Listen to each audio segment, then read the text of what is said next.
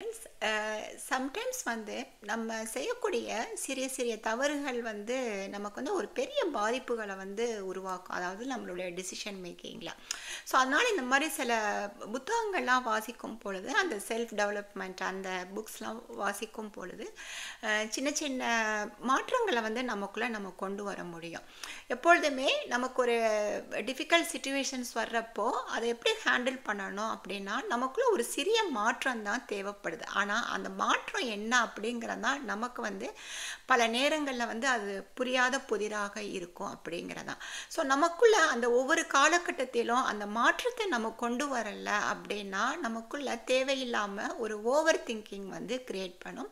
So இந்த over thinking அப்படிங்கிறது தான் நமக்கு தேவையில்லாத ஒரு ஓவர் ஸ்ட்ரெஸ் அப்படிங்கிறத நமக்கு வந்து உருவாக்கும் அப்படிங்கிறது தான். ஸோ அதனால் வந்து இன்னைக்கு நம்மளுடைய செல்ஃப் டெவலப்மெண்ட், அதாவது பர்சனாலிட்டி டெவலப்மெண்ட்டில் நமக்குள்ள மாற்றங்கள் என்ன மாதிரி நம்ம கொண்டு வரணும் அப்படிங்கிறத நம்ம இன்று வாசிக்க போயிடும்.